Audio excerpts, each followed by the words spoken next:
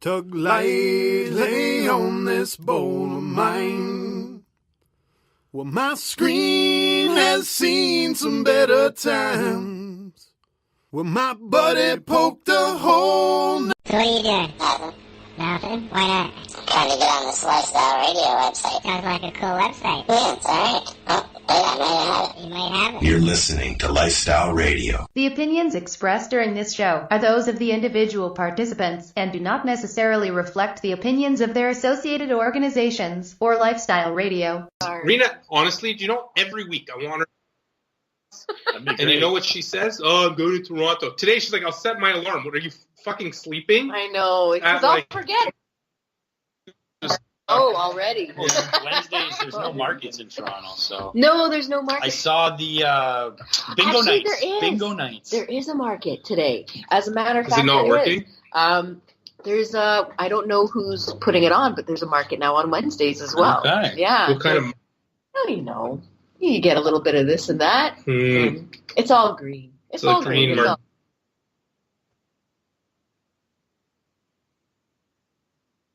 What's that? Canacade is awesome. I haven't been in a while, but Canacade is fantastic.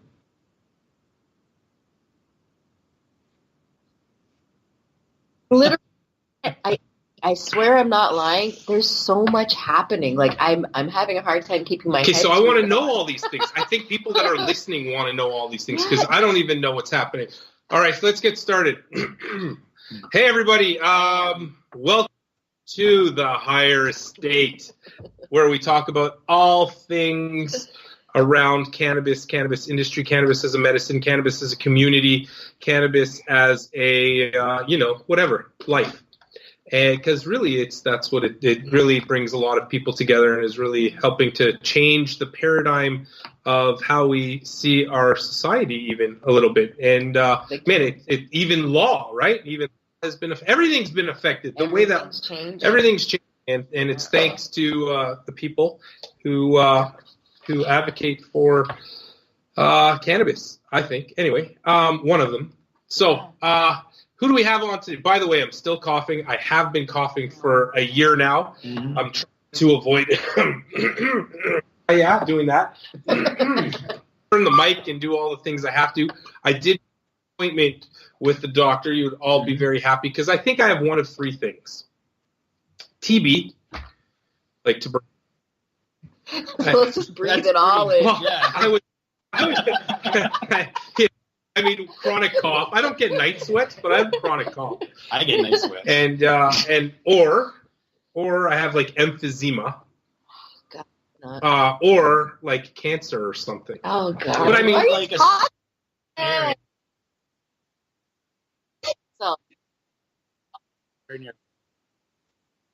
cause you to cough? You could if not a tiny tear, you get a pneumothorax, but like a collapsed lung versus a tear in your lung. If you have a tear in your lung, that's bad. Probably don't have a puncture. But I probably, and I definitely, you would for sure know. But I mean, it's something chronic going on. But what I will tell you is when I came back from skiing while I was in the Alpine, no cough, gone. 3 days. It's like it went on vacation. Wow. Go to Wasaga Beach. So the second cleanest air in Canada. Wasaga? Wasaga is? Wasaga Beach, on Wasaga Beach, right on. When I was growing up. Is insane. I went up. I'm actually true to that. My aunt told me that, and then when I sleep at home, no, I sleep at home. I wake up every day, stuffed up nose. Your aunt. It must be true. Stuffed up nose, feel like crap. Sleep in Stainer or Wasaga or Collingwood. Stainer. Seriously, I wake up here, no stuffed up nose, nothing. Yeah, you know why you're saying that? It's like he's advocating. My nose is stuffy all the time too. I hear air it. Quality here. We'll look it up. Wasaga air quality is super high. You know why he's saying this? You can't make me laugh. You know why he's saying this? He's advocating for all these small towns he lives in. I live in Georgetown, man. And you should go to Georgetown because it has the best air quality in Canada. I drive into Burlington here every day. I do what I love. Does Georgetown have the best air quality? Georgetown's air quality is crap. How do you know? How do I know? Because we're not far from Brampton and all that. like that. It's the industrial stuff. Yeah. All the industrial, it's Yeah. right in between us. And we get the pollution from that. And then there's a huge refinery in Milton that burns garbage. So that also is really shitty for our air. Dude, did you swear? Yeah, We're downwind. you can see the refinery, too. You can actually see it from the 401. You drive past Really? it every day. Yeah. All right, well, let's get started. Let's introduce everybody who's here first. As usual, we've got the co-host next to me here, Tyler. Hey, what's up?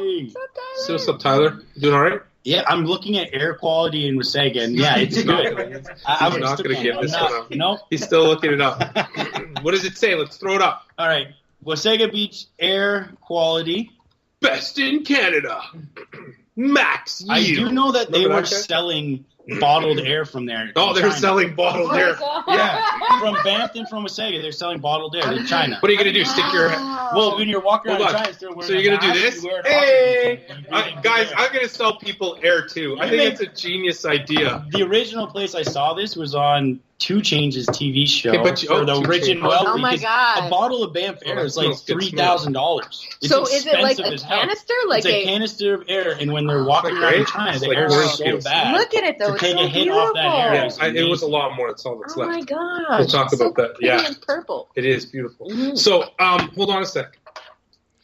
Bottled air. Okay, for the longest time we had a lot of credibility, and then you talk about, man, they bottled air. Oh my God. They bottled air. What kind of bullshit are you spewing?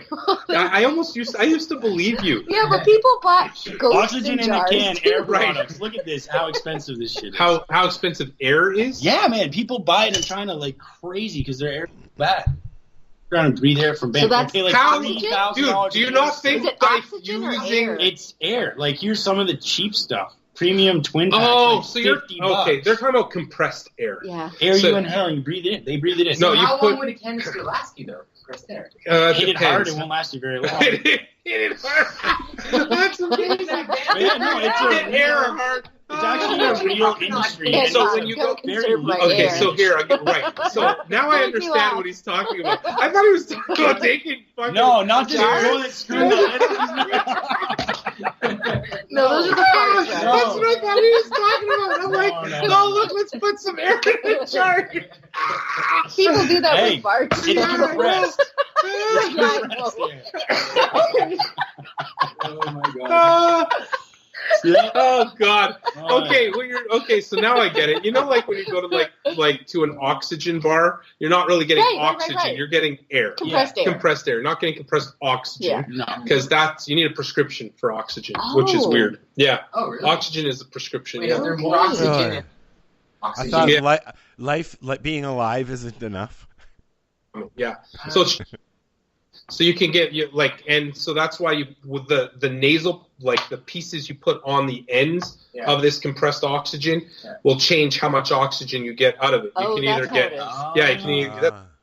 2 liters Yeah. nasal. Well, it tells you how much oxygen and how much flow and what percentage you're getting through that Yeah. oxygen. I always feel So so it's bad weird. when It's I a see someone with prescription. It's that. kind of weird. Yeah. I feel like I might need that next time I go down the hill. Don't say You guys that. are gonna see me carrying this Don't say that. friggin' I said friggin' Oh my God. oxygen tank with the thing on my nose. You go high enough in a mountain, you'll need one.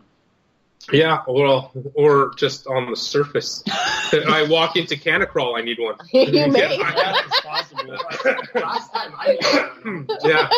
I was happy. Okay, let's. Are we over? That was Listen. So that was Wasaga good. Beach, we've now identified that his and therefore by default, Great air. Tyler believes has the best air quality in our Canada. Next to Banff. Nick, is that what it said? That So it said Banff. Banff. We already closed that window.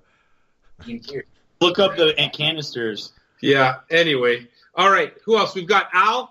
Al is producing this thing. Al, you're producing. He's broadcasting live over through 420 Radio. Al is on our handy little Bose speaker. Hey, Al. Hi, how are you? How's it going? Staring at squirrels de outside of the trees here while I listen to you guys ramble. How are you? Rambling. How are you feeling? I'm really medicated, and that's the way I like it. Do you have your shatterizer on? I do, always, dude. Always have my shatterizer. Because Al wears, that shadowizer around his neck. Helps his brain. How's your pain? How's my pain level? Yeah. Absolutely zero right at the moment. But if if I move, then it's there. But yeah, I'm all right. Yeah, I'm all right. Thanks. I just want to sit on the other line. All right, we'll keep you over there, Lucas. Behind the scenes over there. Another Georgian Bay, Muskoka, Ontario. Oh, look, he's still on this fucking air thing. Muskoka, Wasaga, Ottawa, Kelowna. I just spent 20 years up there. Maybe it's going to tell me I have to move. I swear, when I used to sleep at my aunt's house in Wasaga, when I was working up in the grow there, I noticed a difference sleeping there one night. I'd wake up completely clear. Seriously, it was a big difference. I just changed my air. They would smoke cigarettes in their house as well. Yeah. So that's even, I was clean after that. Wow. And they smoked cigarettes in their house. Really? I just spent 20 years up near Mount Forest, which is the second highest elevation in Ontario. Where were you? Mount Forest, Ontario. 3.5 hours. Like higher than Hamilton Escarpment? It's the second highest elevation in Ontario. Oh, really? Yeah. What is that, 400 meters? I don't know, but their motto is high, healthy, and happy. Mm-hmm. The higher you go, the thinner the air, probably. I don't know. You're a little lightheaded. It was different. It was different breathing up there when I moved up there. Yes, definitely. The air is definitely better. A little poopier. Yeah, and we'll just look. When I'm driving from Georgetown into Toronto, I can see the smog over even Mississauga.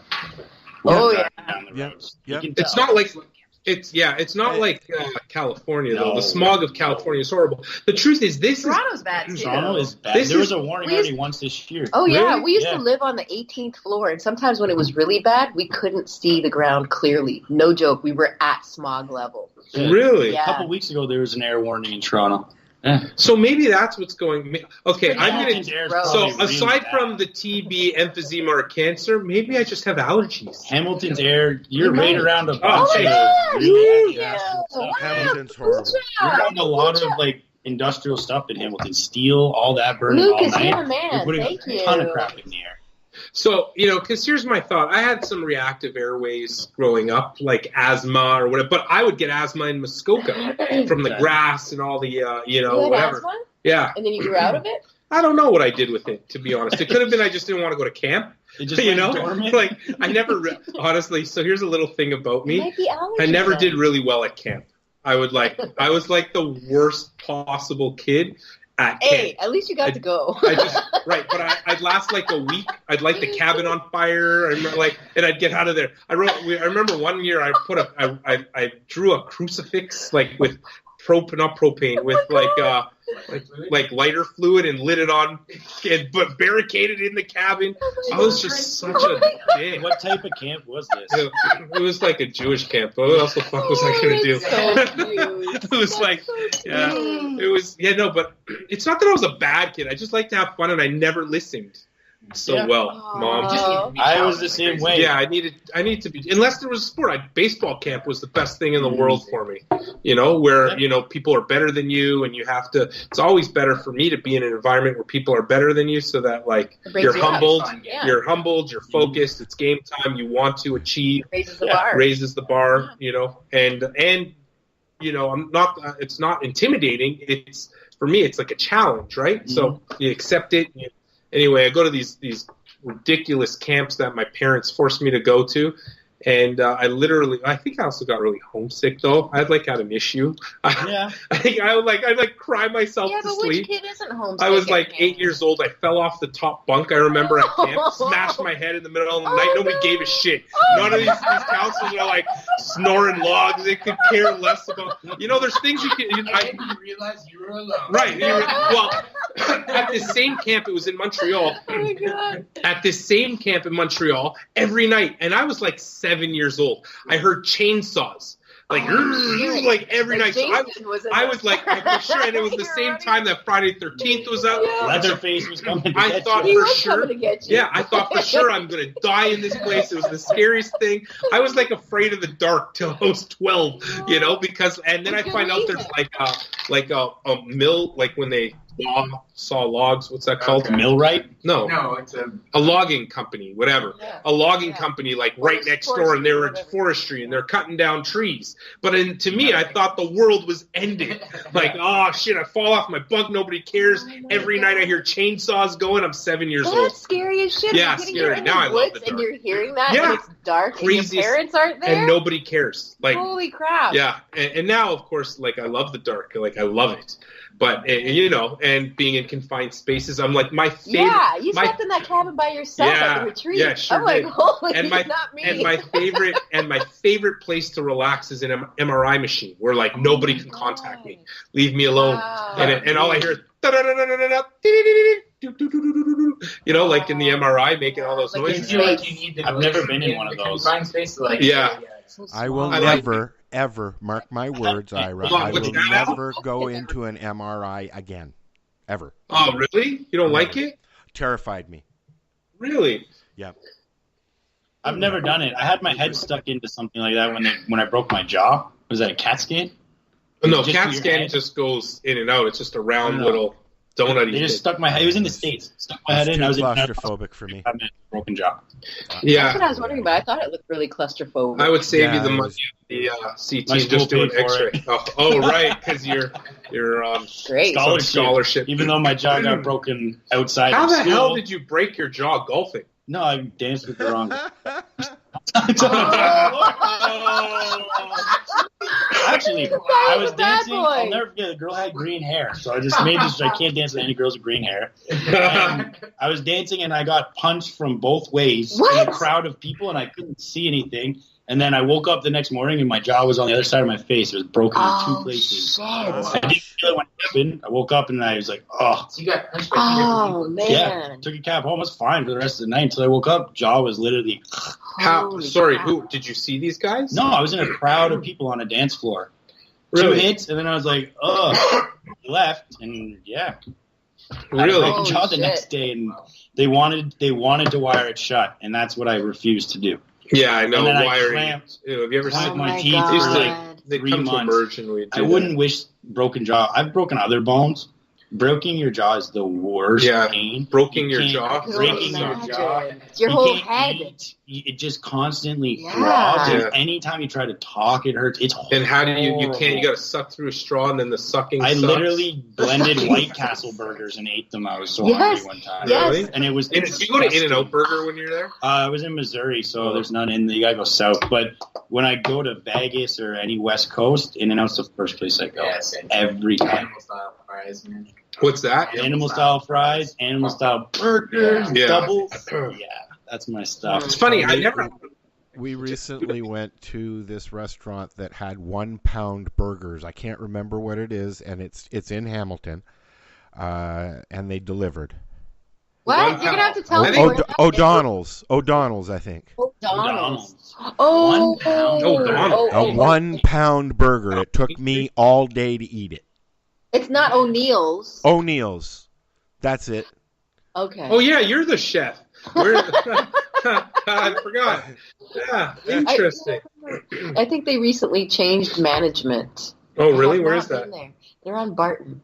Oh, Barton, really? just and, east. I mean, the food was amazing, but the burgers, I mean, too much. You go to McDonald's, you get a quarter pounder. That's a pretty big sandwich. Well, on that note, let's introduce you to Rena. Hey, what's up? Rena's like, she's been a staple to this show over the last year and a bit. It's fun. Third time, I think so. Everybody can. I thought these things, by the way, were directional because every time I cough, my sister's yelling at me saying it's annoying. Stop coughing. I can't. It's not you just kind of like do that. I mean, it's still gonna get it a little bit, but it helps a lot. Yeah. Fine. I'm sorry, guys. There's nothing I can do. It's the air quality. Have you tried oregano oil?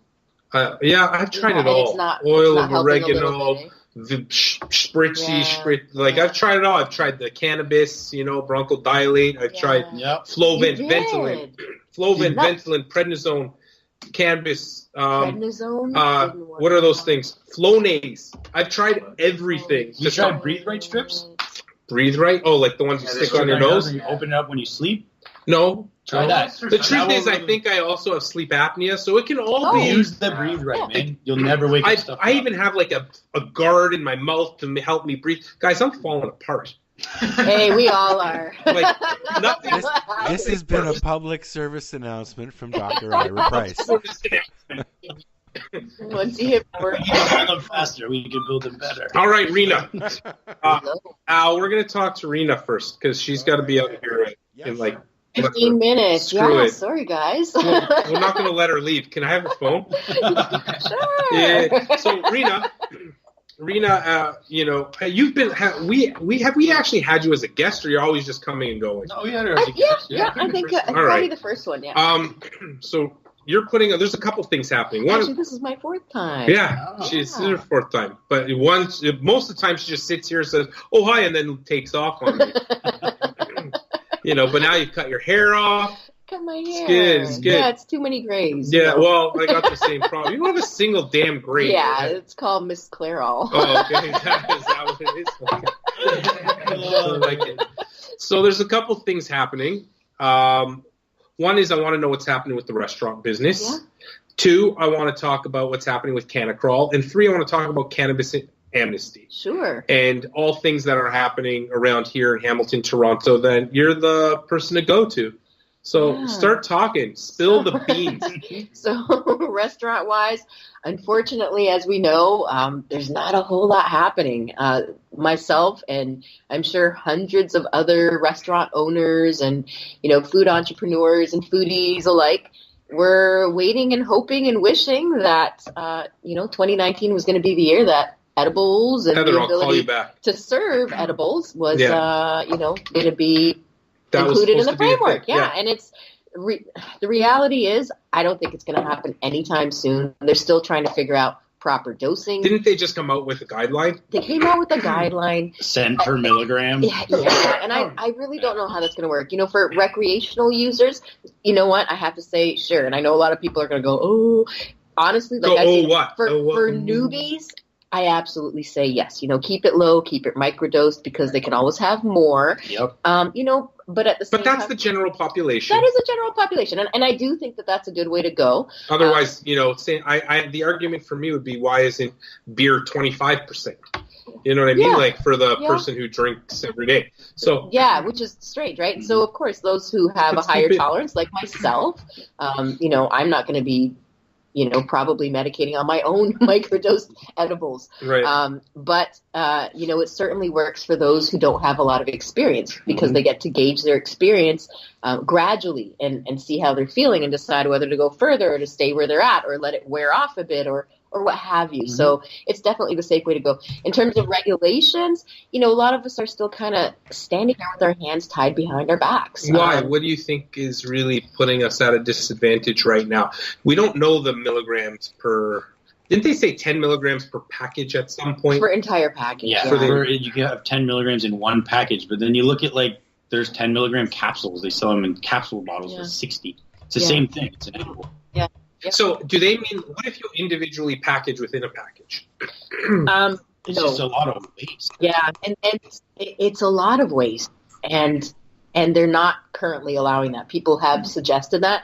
I don't think it's going to stay where it's at right now still because I don't think that they're happy with the current regulations. You're seeing articles coming out about discussions about them even changing it down to 5 milligrams, looking at medical doses and now, probably reanalyzing all of that. So, things are going to be really wishy-washy, I think, for quite a while. Like the next 5-6 years? I honestly think so. And until then, I think most of us are going to be kind of sitting on the sidelines, figuring out creative ways to continue, in a legal way, to be able to still maintain our existence and keep our brands going while, not heinously breaking the law, if you will. So how is your brand? How do you find that?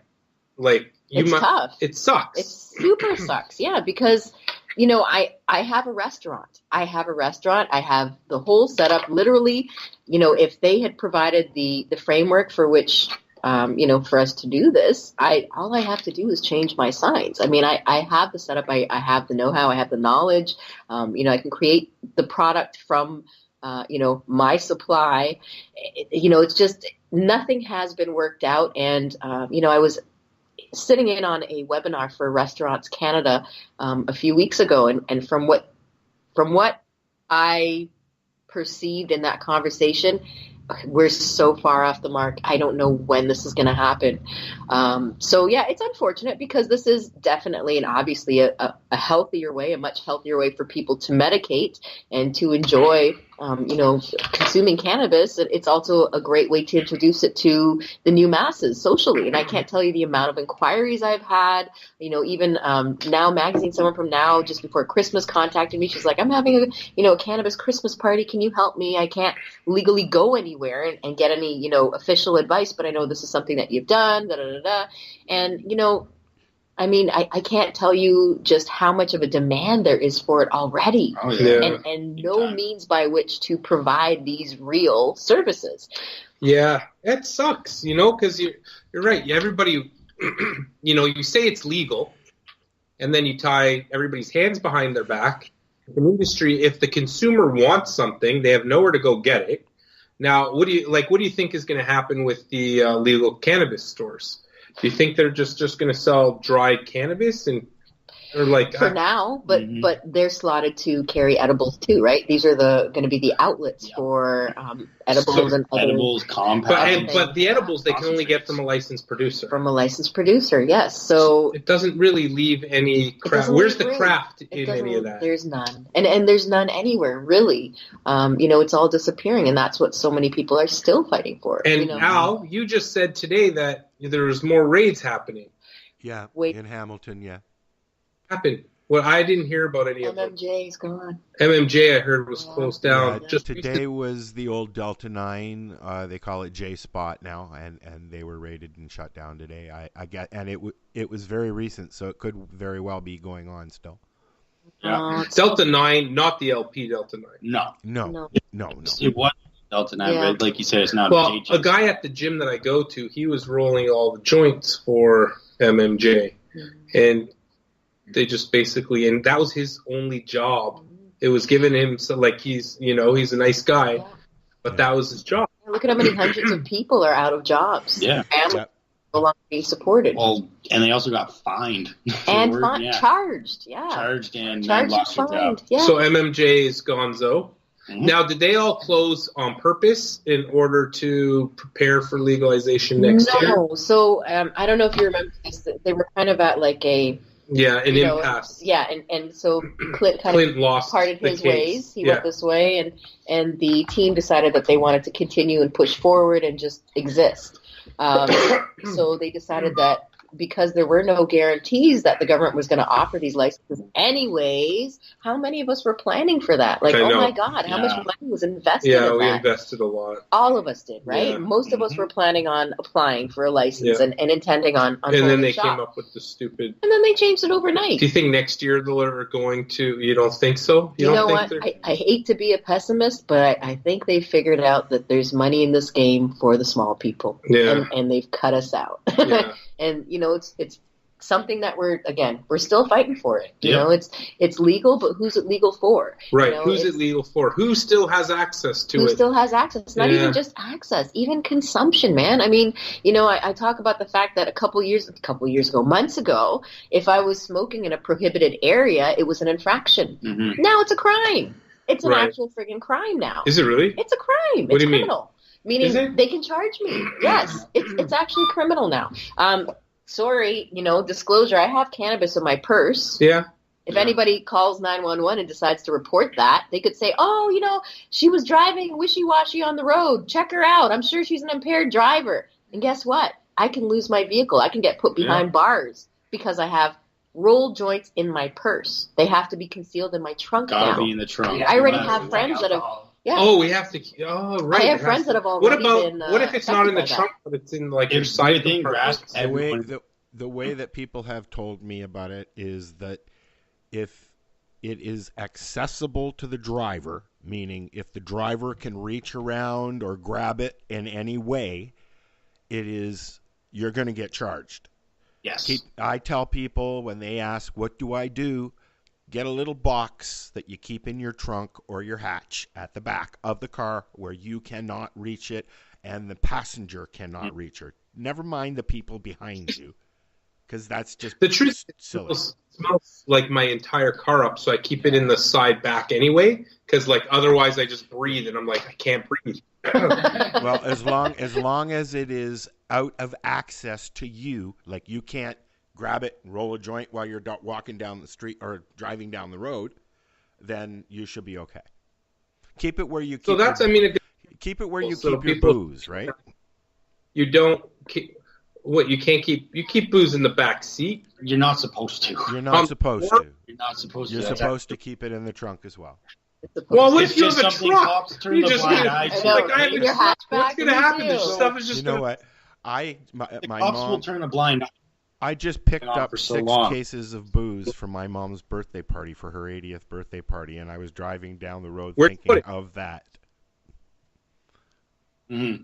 You know. Okay, well, that's interesting. I want to know more because we got to finish here with Rena. I want to come back to that. Rena's trying to get the hell out of here, and it drives me nuts. She can never stay. She does that to me too. I'm so sorry. I'm gonna kill myself if you leave. Yeah, that's a. You never hear? I don't know if I can tell the joke on. It's probably so inappropriate, so I won't tell the joke. Okay. Forget it. Oh. The difference between I'm Jewish, right? We all know that. What's the difference between Okay, so I'm Jewish too. So tell me, because it's okay for a Jew to tell a Jew joke to a Jew. Okay, let me tell my joke. So, what's the difference between an Italian mother and a Jewish mother? I'm going to say me too, because like I just did it too. No idea. So the Italian. Sorry. Oh, look, she's already getting called up. Sorry. That was your alarm to say go. You set an alarm. Yes, Rena set an alarm to leave. Otherwise, I'll be. Really? Where are you going? On schedule. Today, I'm part of a focus group happening at CAMH about that's important. The Caribbean community and the impacts of legalization on our community. Oh, that's really sweet. Yeah. I'll tell you my joke later. Then. Hold on, I'll finish the joke.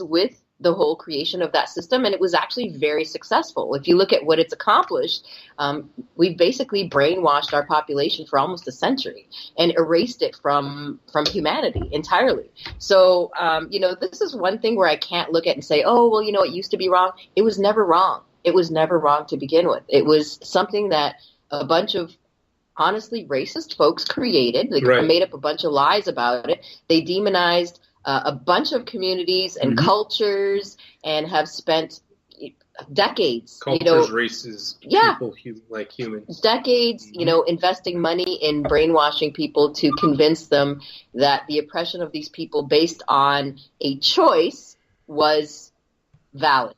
And, considering that, when you look at prohibition, there's nothing about prohibition that makes any sense. So, for anyone to try and justify that at one point it was not, a just activity, or that someone was in the wrong, in my opinion, indicates where their mind's at. Right. Mm-hmm. Yeah. I mean, I guess they recognize that the law was unjust. Mm-hmm. But what do you do about the past? And where does that stop? You apologize. The government needs to apologize. That's what we do. And we expunge the people who are paying the price for this new multi-billion-dollar industry that so many people are benefiting lost their from. lives over. Oh, God, yeah. I can just talk from a personal experience. I've lost people in my own life. Right. Like really deep, personal stories about how wrong this could really go. And I'm not the only one by any means. I'm just one who's been lucky enough to be given a microphone to talk about it. And still coming up on the other side somehow. Absolutely. Yeah, there's so many people that are still being held down, and it will continue to happen. It'll continue to happen. Do you think the law is going to continue to change to become more just over time? We hope so. So again, we are pushing for expungement. The main differences between that is... Yeah, what does that mean? So expungement is an all-out removal of that conviction, charge, what have you, from the record, so that if they ever ended up in police care, custody, or whatever, even job searches or whatever, it wouldn't come up anywhere because it's entirely removed. Is that a doable thing? Is that... Yeah. So they could just do that. Yeah. So they're why doing wouldn't... it in a few states. Right. It's a moral thing. It's a moral thing, and it's it's a matter of our government getting there mentally. A lot of them are responding. There are a lot of different senators and MPs coming forward from various provinces who have heard about what we're doing, and they're saying, yes, my God, finally someone's fighting for this. We're behind you. Da, da, da, da. But it's, it has to be a really large majority, and convincing the government sometimes that this was a profound enough injustice to warrant an expungement is basically what we're working on right now, which is the tough part, because you're dealing with, I hate to put it this way, but you're dealing with dinosaurs who have never been affected. They're so far removed from, anything that most of the population has been dealing with, that it's hard for them to relate and consider it urgent enough to respond that way. They think that pardons are good enough. And as someone who worked on the law enforcement side, they don't mean dick all. Oh, sorry. You can say that. You just have to, I figured, I just learned what this thing was. I thought it was to donate to charity, but it's to get me to stop swearing. That's wonderful. So my question then to you, what you mentioned, like homosexuality. I think it's clear in most of our minds now, like unjust law, homosexuality. But you're comparing, so you think it's comparable to say cannabis prohibition is equal to because for a lot anti homosexual law that existed. For sure. Hold on. Sorry. Is it because, and so then I'm going to qualify that, is it because... Fuck it, I'm leaving that damn plug on the ground. My computer's charged. I'll put money in the thing. Leave your phone. Don't worry. You don't have to be there till 5 o'clock. Oh my God, it's all the way in the city. It's in what time do you have to be there? 5:30. Oh, you got plenty of time. You're going the wrong direction. I have to get gas. I have to get gas. Gas it's all right good. here. It's all good. I'm not rushing. I'm just making sure I'm on time. You'll have an hour and a half to get there. I'll give you 10 minutes. And then you'll 13 minutes. But this is so important for people to know. You're going to be on a focus group at CAMH who doesn't give a shit. Okay? Honestly, it's CAMH. At the end of the day, the people listening to this care more, and we need you. It's important. You like the guilt? I pull out my own culture. I'm I'm a master. Right? Yeah. All right. I'll tell you that joke. No. So my question then is, I learned all my guilt from my mom. Poor dad. Yeah, I feel you, brother. I feel you. So, and there's good job. Booch all over me. Oh no. If you, it's okay. It's fine. Okay. It's the same color as your thing. So whatever, maybe. So, if you're comparing, let me qualify that. Okay. Is it that the law of cannabis is what you're arguing, or because I think maybe you have a better argument by saying, I think all the arguments around cannabis are unjust. I get that. But the argument being that the purpose of prohibition was for the discrimination and like holding down of specific cultures and blah blah blah and all that, and that's the argument. Feeding the prison system, feeding the law enforcement system. So that's the argument. That argument is equivalent in my mind to homosexuality, but saying cannabis itself is not comparable to a human. Sure, but cannabis in and of itself is not just a standalone entity for a lot of people. I agree. Right? So the perspective that I take it from is a cultural perspective, and the fact that it's something that's personally it's been ingrained in my culture for thousands of years. What culture is that? The Canadian culture? Well, yes, the Canadian culture. Kidding. I'm just kidding with you. Thousands of course. Years, right? Back when the lumberjacks were... When the beavers were yellow. Yeah. Plants were 20 feet tall and we chopped them down. Reminds so me this of the log driver. This is something that a lot of cultures identify with, as a form of self-care, as a form of sacrament and spirituality, as something Shivaratri Day. Absolutely. And I know it's newer, but Rastafarianism, so there are a lot of cultures that identify with the herb, not just as a vice or as a medicine, but as a sacramental tool that helps them through life and connects them to life and to the universe. It's vital for a lot of cultures, its involvement. So discounting that lifestyle is absolutely, in my opinion, a violation of human rights. I agree. So that's the part that I agree with. That is, I agree with the whole thing, but I'm trying to say, where's the argument that makes it equivalent in my mind to something like homosexuality or race law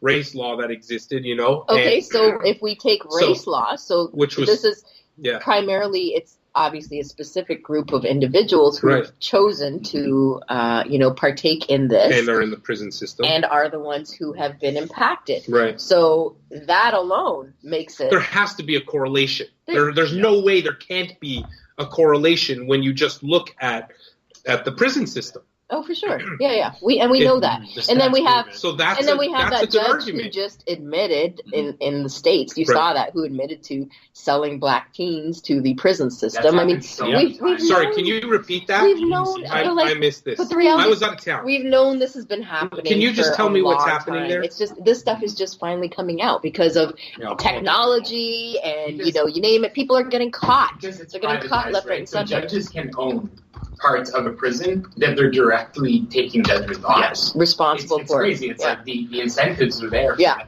Oh yeah, it's a business. The prison system is not a rehabilitative system. It's a business. It's an absolute. Like I'm not. It's a whole thing. Cash for Kids scandal in the prison systems. It's been going on for years. It's not the first time. So all of it's a sham. It's all a sham. It has been for eons, and things are finally coming to the light. So again, yes, homosexuality is a biological thing. But if we're saying that that's something that people are choosing to identify with. People are choosing to identify with other things as well that are in line with cannabis culture. And again, it's the fact that it's impacted a very specific sector of the community that, raises brows and makes it a cause for concern more than anything. Really? So these guys they're from Pennsylvania. They sold over 3,000 children into the U.S. prison system, and they're doing 28 years in jail now for it. Oh, at least they got jailed because they're getting jail. Yeah, at least they did. Yeah. That is crazy. Isn't that and something? The judges now say that roughly 2 million children are sold like this every year. What do you mean sold? Like, someone will pay the judge to convict that kid and put him in jail just because he's black. Not even pay the judge. The judge owns a stake in the prison where he's deciding. So he's making the decisions. He knows that this prison, is lacking 200 prisoners. The funding is low. Yeah, if you're a judge, you shouldn't be allowed to have a stake in. No, that's conflict of interest, 100%. I don't like how does like that a physician even happen, owning right? an LP. Yeah. Just saying. Yeah. Right? Our world. Yeah, so there you go. In a nutshell, there's so much more that we could go into, right, in terms of how it's impacted entire communities. Yeah, but that's what I want to talk about. You're always leaving me. So, I mean, just tip of the iceberg. Okay, so quick stat. More than 50% of our Canadian women's prison population is comprised of women of color and Indigenous women. Wow. And when you look at the makeup of these women in comparison to the population, it's so gravely overrepresented. Same with our males.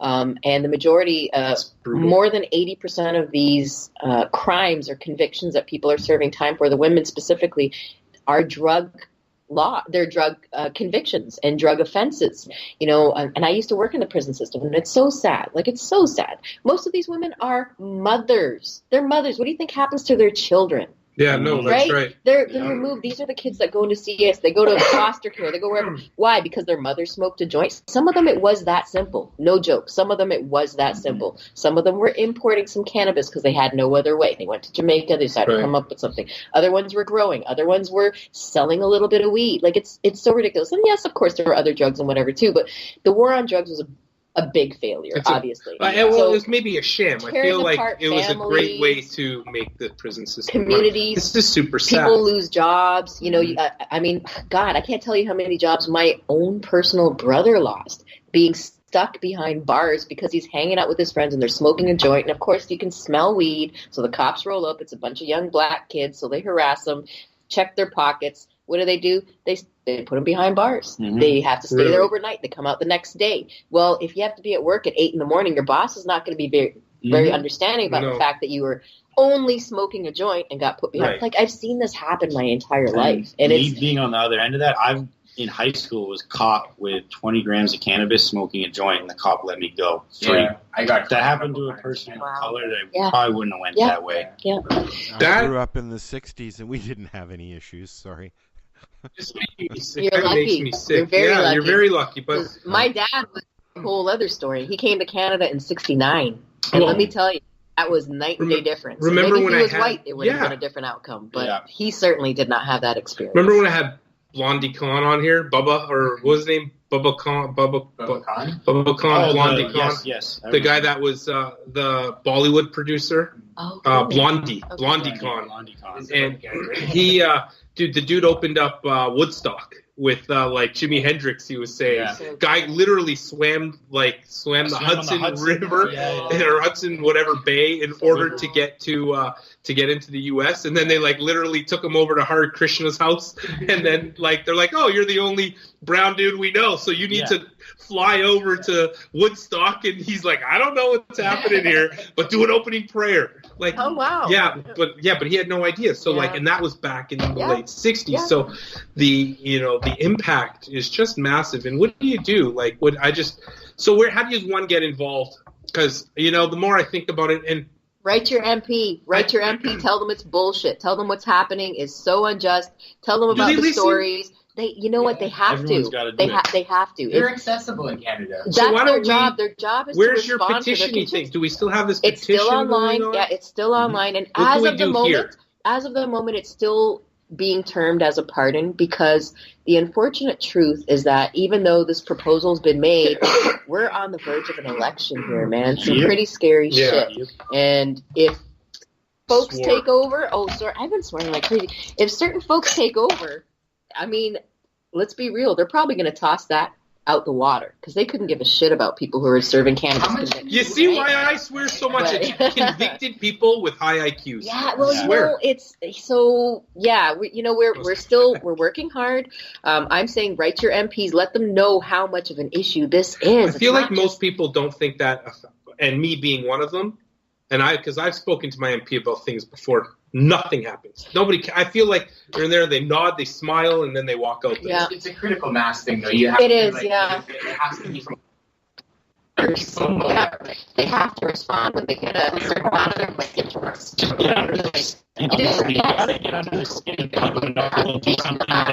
Yes, they do. And I hate to put it that way, but that's what we've been doing. We've been nonstop. We only launched about a year ago at the GMM, and I'm telling you, how many people signed this petition? We were looking for 10,000. I want to say we're about halfway there. which is pretty bad. Okay, but why? Like, to me, 5,000 people is nothing. But why 200,000? Why? It should be easy.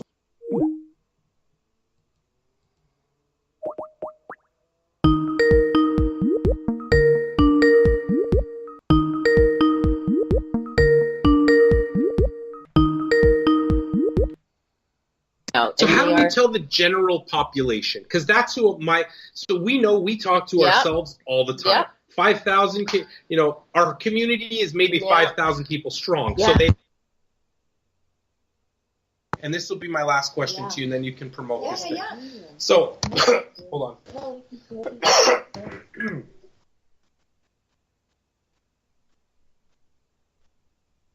How do we get it out there? Change to microphone. Where's the argument? I mean, the argument now makes sense. To me, homosexuality and race law all existed, and this has nothing to do with cannabis itself. It's more the social justice issue. It's a social justice issue, and that makes sense to me because that's the argument. If a government that we happen to live world, there's a lot of unjust laws. You can eat as much fat as you want all day. I think that's unjust. Like you can eat 100,000 Timbits and nobody will care. Pop is cheaper than water. Right. So there's a lot of unjust laws we have that aren't related to human rights, and somehow drug prohibition, cannabis in particular, cannabis prohibition is tied to culture and race and all of those things. For sure. And I'm trying to figure out how, like, I look at somebody like my wife, and I look at that entire fitness population. I just did this thing this past week with Elevated Angelina. Culture. Yeah, Angelina. She's coming here next week. Yay. Oh, yeah. I'll have to come and see her then. Yeah, so she's coming on to talk about blessed edibles, and this woman is like insane. She's older than I am. She looks like she's 20, and she shredded. Like we're talking. I would not. Every day on her I would not mess with this woman if if I was fully padded up. She's a Muay Thai fighter who's fought. She fights in like Thailand. She's got pro fights on her, but she's a huge cannabis advocate. Anyway, he's coming on with Nate. And he's bringing Nate. Yeah, Nate's coming as well. So that'll be interesting, right? He's an MMA fighter. He's fought all over the world, and he's an advocate for cannabis as well. So they're coming on next week to talk about what they do. The point being, how do we talk to because I think the largest impact that we can have today on progression of society is hitting that target market, because those are they're not the baby boomers, they're done. I'm talking about the fit, healthy that are making the largest impact on today's world. How do we hit those people? And that's where you got to hit the influencers. So these Instagram influencers. Yeah. So obviously it has to be an issue that's of concern to them as well, right? Mind you, in addition to it being something that impacts marginalized communities, our youth are very vulnerable now too. A lot of these people who have never encountered any concerns with cannabis may end up being parents who have to bail their kids out of jail. Right. So, and this is very real. This is like society's about to change dramatically. Like I had my insurance broker call me, and she was bragging. This is a woman who I used to sit beside in Windsor 10 years ago when I sold insurance. And this woman was so against cannabis. And she told me that because of me, this year she gifted her daughters a joint in each of their Christmas cards, and it's changed her life. And now she can sleep every night and yada, yada, yada, right? So it's the approach for these people. I guess, which way are you looking at? Are you looking at it in terms of selling it to them as something that they could use to enhance their lifestyle, or are we enlightening them and educating them about, all of the nasty stuff, that's been in the past, all of I'm talking about how to, you've got to leave, by the way. It's 4:00, but hold on. Leave those with us. Thank you, I will. I'm talking about how do we get that population, I know how to engage them for cannabis. I can convince, I come at it science-based, and they listen to that. Yeah. And I put myself in that category too, the fit, healthy. I sound so healthy. The guy that's dying over here. But whatever. What am I saying? How do we engage them? Right. How do we engage them about this cannabis amnesty stuff? Because that's where I think they're going to be the largest voice. So we are working on that, actually. We're working on a sub-campaign at Campaign for Cannabis Amnesty right now that is actually slotted and geared towards, marketing towards certain demographics of people, like, dare I say it, like the soccer mom. And but those are the people. The big consumers, right? The big consumers who really don't have a lot of experience with this industry and don't know a lot about it. That's what you need to hit. But they know the difference between right and wrong. Right. And these are people who are willing to take. Do they? That's hopefully, what I'm saying. Hopefully. Like, I think and these are people who are willing to take a stand on things if they understand the impact of the issue. Right. So our job is helping to educate people on what's actually transpired and the tremendous impact it's had on people, the loss of lives, the broken families, communities that are still putting things together. Like the impact is just so great and far that, we could easily illustrate it from one point or another, but we're certainly working on those campaigns. We're working on, targeting certain groups. We're going into certain communities, creating different kinds of events that are, maybe more lifestyle branded to get people to come out talking about cannabis. What are your concerns? What are your concerns about this? And we'll tell you, what's been happening. Is this of concern to you? Is this something that you think is important to change? Is this something that you believe in?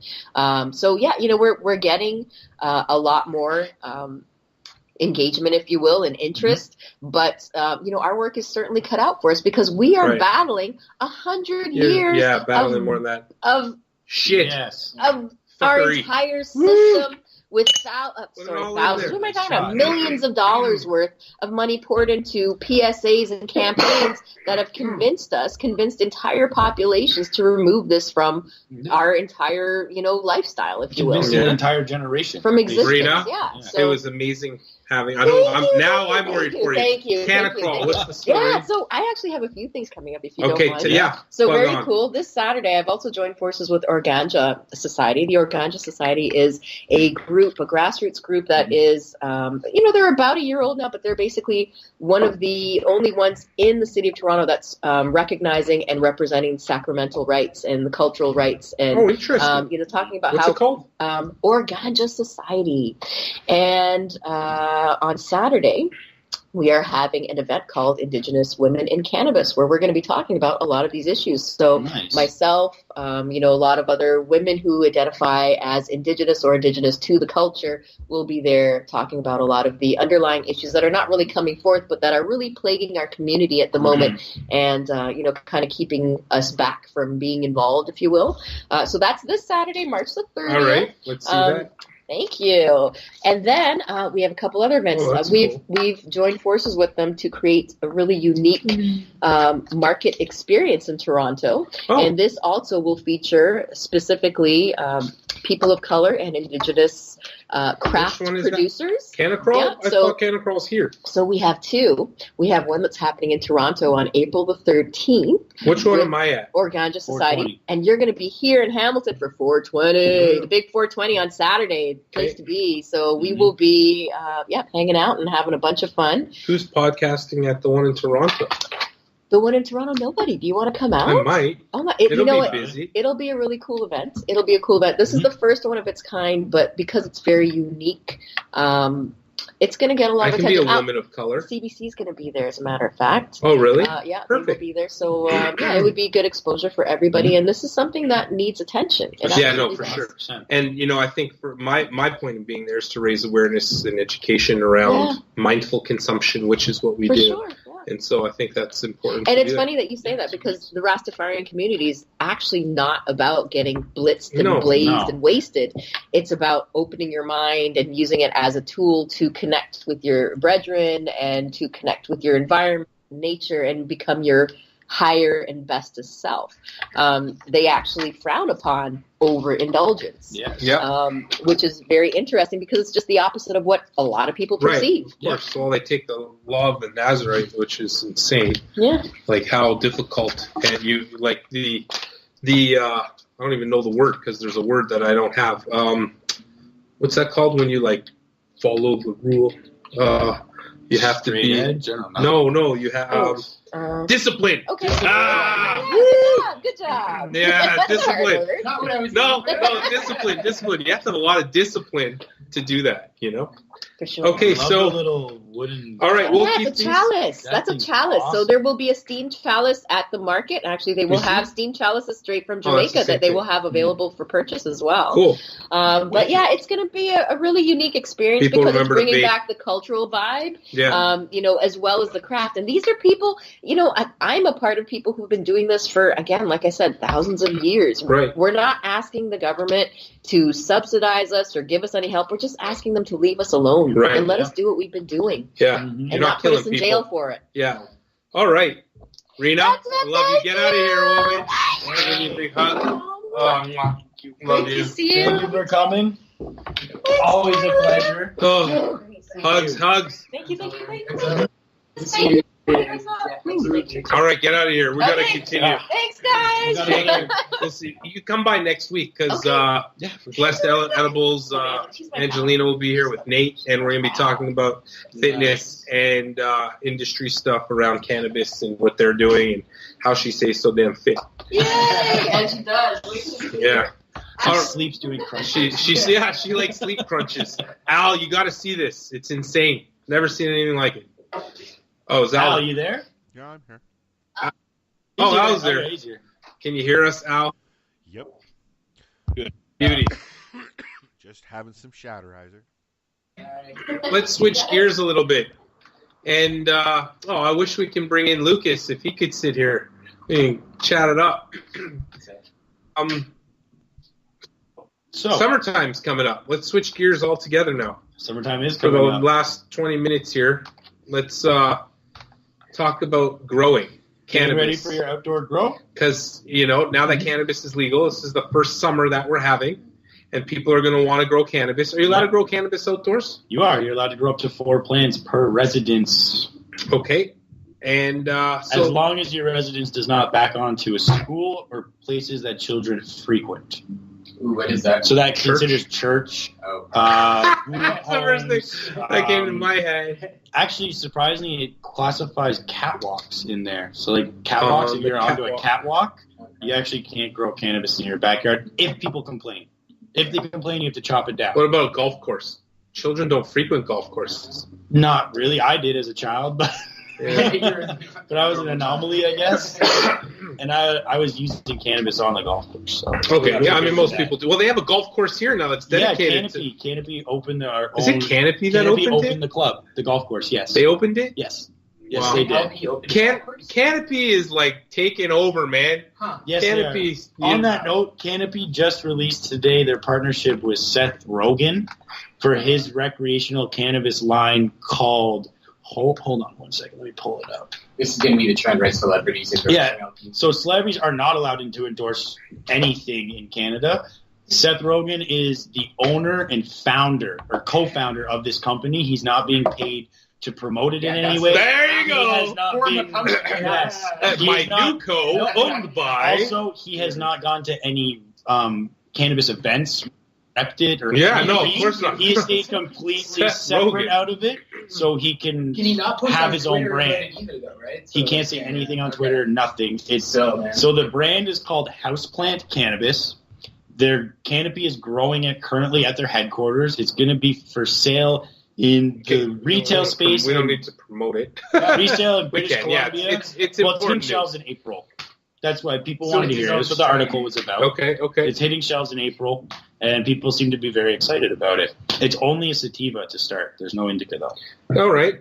Mhm. Well, it's interesting. Before we go on to the rest of the news, Okay. let's give people some stuff. We'll do the last Right. 5 minutes of news. So your home grow. Your home grow. What do people need to know?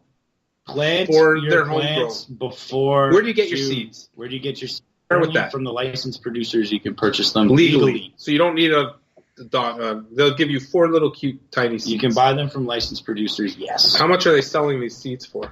That you have to call to find out. There's a huge variance in it right now. And actually, Dude, I saw somebody selling a gram cannabis for $16. for $16 at Delta The 9. average price Fucking of messed up clones is that? I've seen has been $75 a clone. That's a clone. That's not a. That's a clone. You're not getting a seed. Black market's about 5. Yeah, no, it's crazy. So there's a clone is just a cutting of a branch. Huge difference in there in price. Seeds, it's weird to think of, but guaranteed feminized seeds from an LP, I'm guessing 4 seeds is going to be around $100.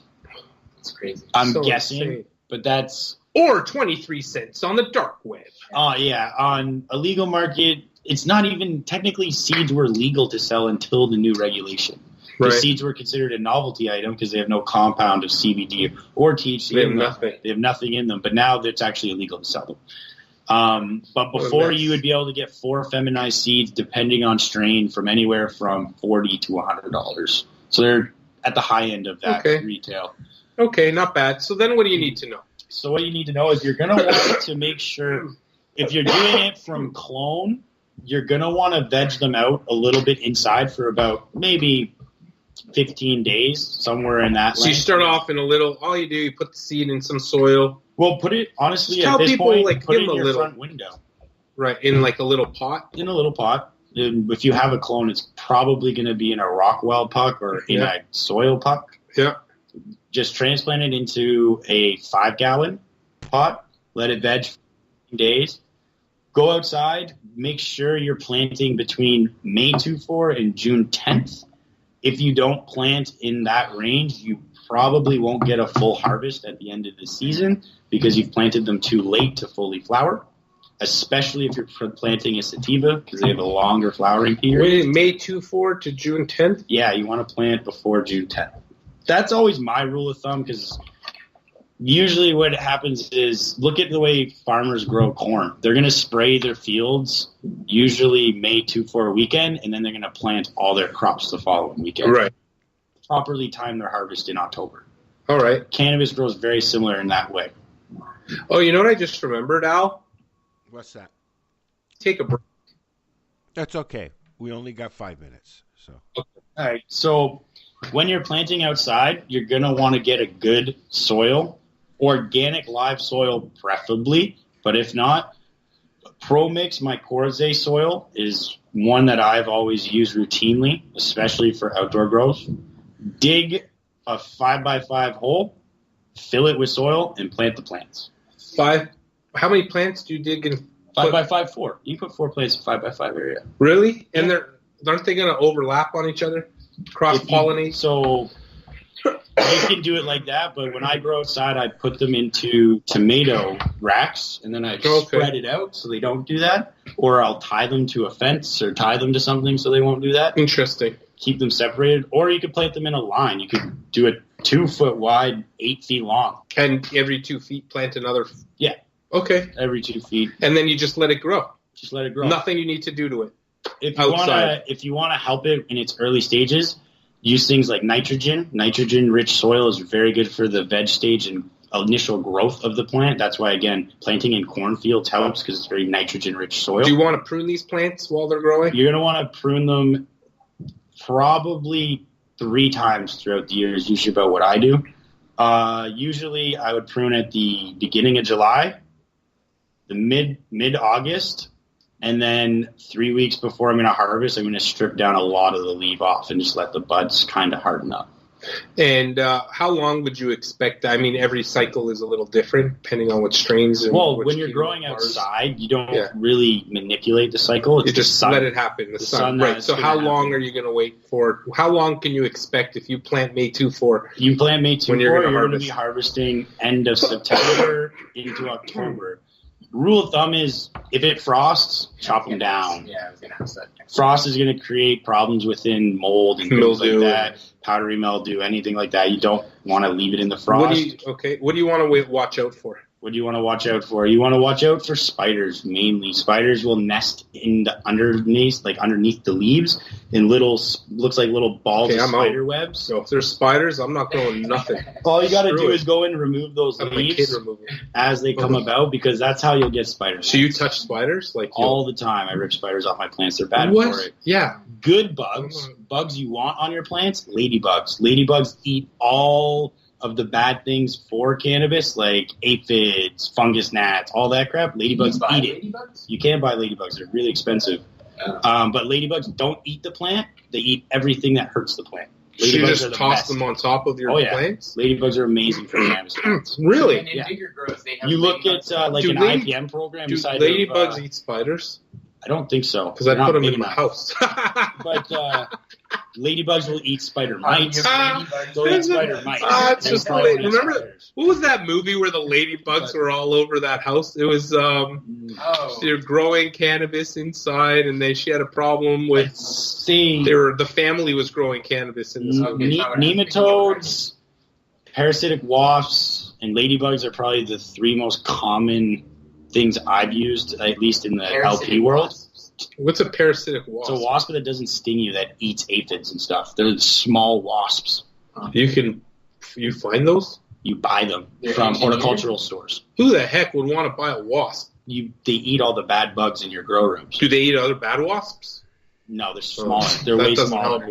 They don't sting. They don't sting at all. They don't sting at all. Yeah, no, that's why I want to know if they eat the bad wasps that do.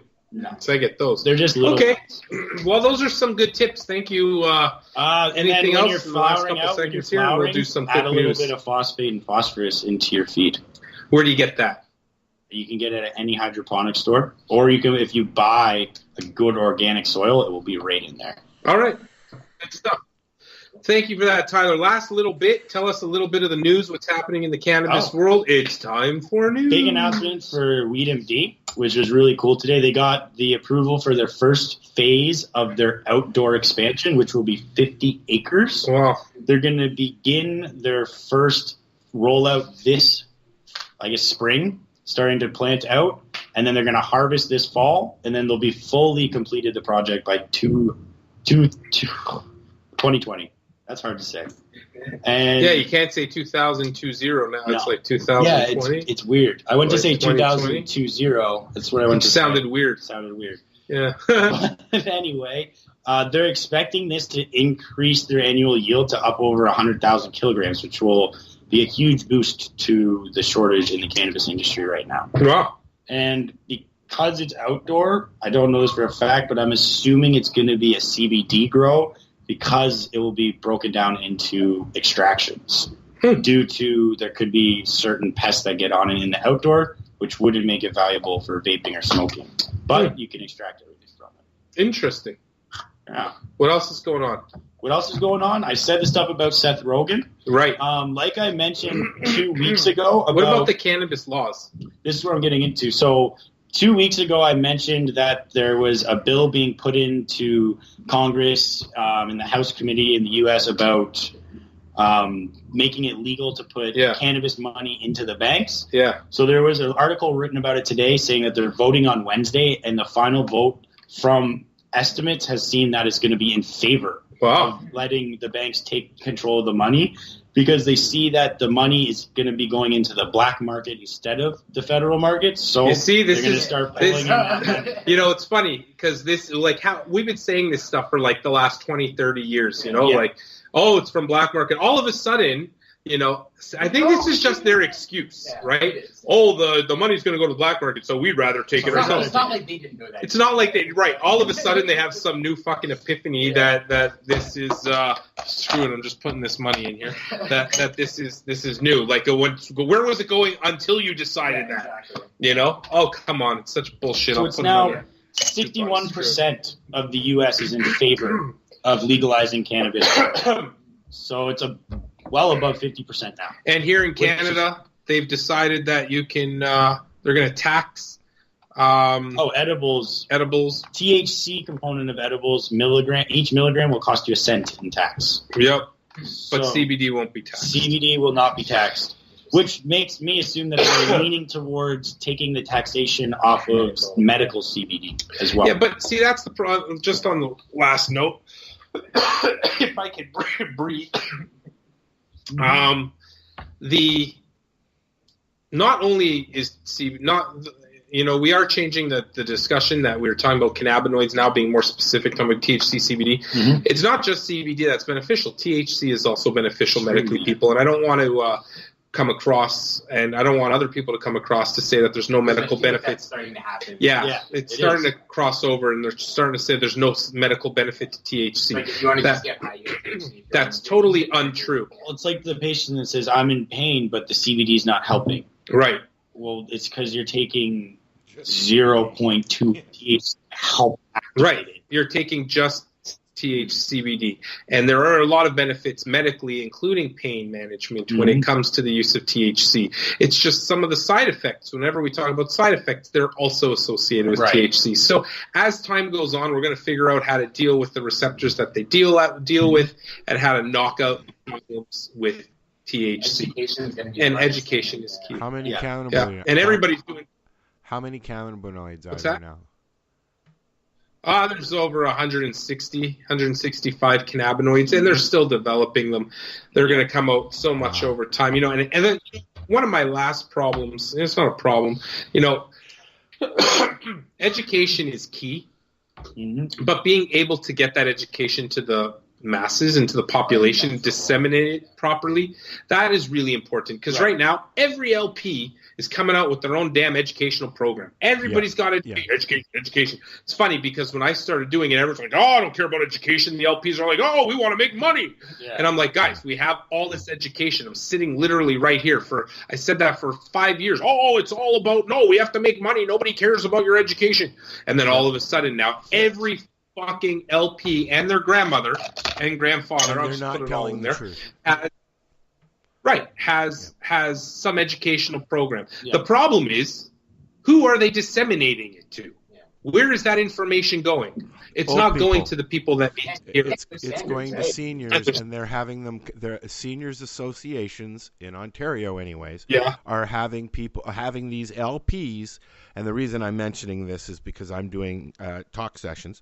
But they're having LPs come in, and they're basically recruiting senior citizens in their own homes, in their nursing homes, and then signing them up, and then they get cannabis, and they don't know what to do with it at all.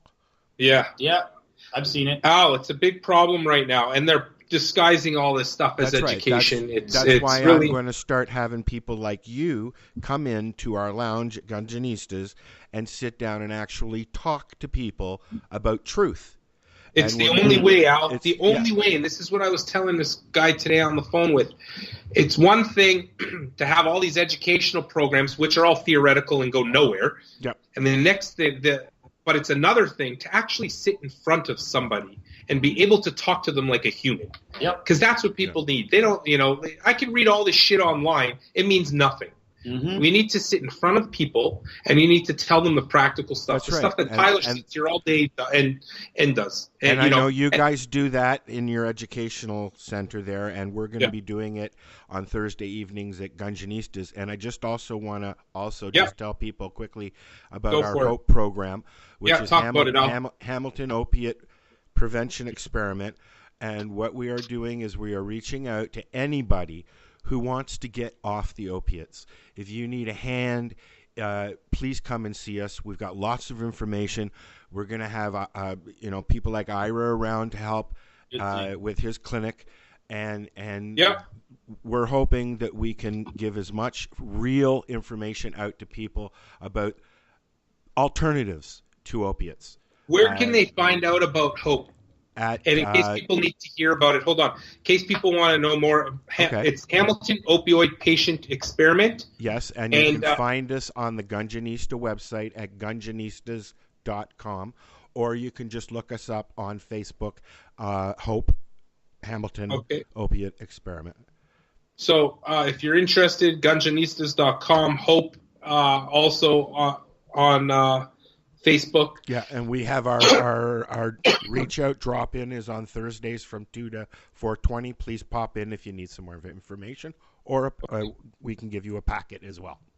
Thursdays 2 to 4:20. That's awesome. Al, that is like, you see, they have all these. The city of Hamilton, they have, and most cities have all these working groups on how they're going to deal with the opioid crisis. Everybody talks a lot. And then I see something like this show up where people are actually doing. You're going to get a lot of haters because you're actually doing something. And no, that's good. Yeah. It's good. Don't be afraid to have haters. I think Mike Hart put that out there today. Yeah. You know, if you're doing something, that's right. People And those are who, gonna- if you're doing it, people are going to hate you because they wish they were doing it first. Yep. Well, So we're getting thank you. support from the community, and we go out to the methadone clinics and stuff like that, and to the luncheon places and to the missions and stuff like that, and we're going to be going and talking with the people who are running these places and just saying, you know, like Hamilton is up within the top 10 of North America with the worst opiate epidemic. Okay, Hamilton is the worst in the world. I don't top 10. Okay. We are the worst in the Okay. world. Like per capita, relative per capita. Top, like we are the worst. Ontario is the You worst. know those stats. Yeah. I mean, so we're up at, you know, for opioid overdoses, I can give you the stats pretty much. You know, you're at an average of somewhere between 10 and 13 per 100,000 people who die. And that's Ontario. Yeah. Hamilton is over 15, You know, right? And that per 100. It's massive. It's massive. As a coroner, we see this all the time. It drives me absolutely mad. And, you know, it'd be funny, Al, if, you know, a bunch of potheads stood outside a methadone clinic and started picketing. What's with the methadone? Yeah. You know, how awesome would that be? But, right. Yeah. You know, Al, I think that's amazing. I'm 100% on board, and I want to be involved. No, thank you. And, really important And you know, to do. Jack was telling us when he was on my show a few weeks ago that there's an actual group going on at McMaster's that are studying it. Like, there's something really big going on over there.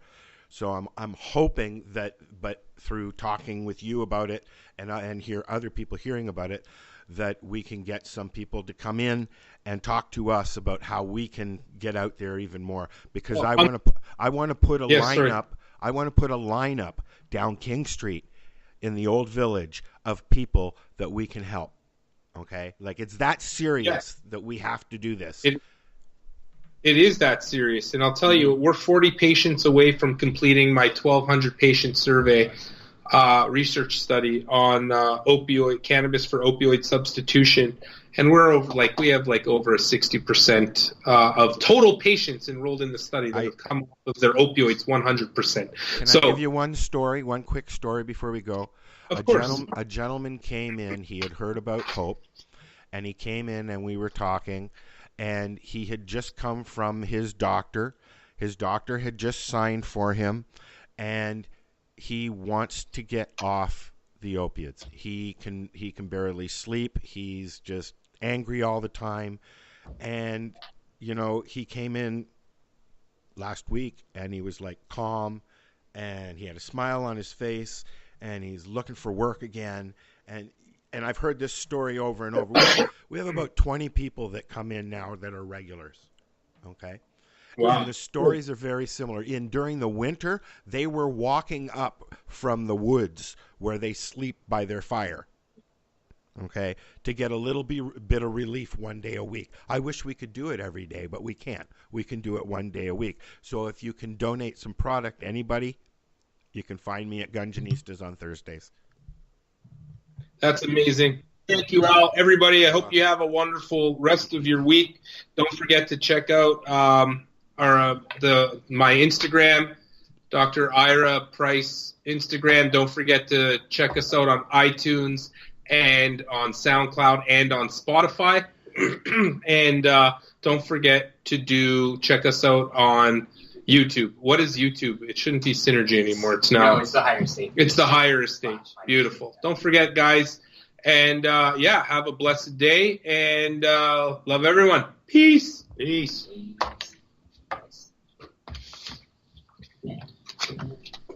That's That was good. Nothing? Why not? Trying to get on this Lifestyle Radio website. Sounds like a cool website. Yeah, it's alright. Oh, wait, I might have it. You might have it. You're listening to Lifestyle Radio. The opinions expressed during this show are those of the individual participants and do not necessarily reflect the opinions of their associated organizations or Lifestyle Radio.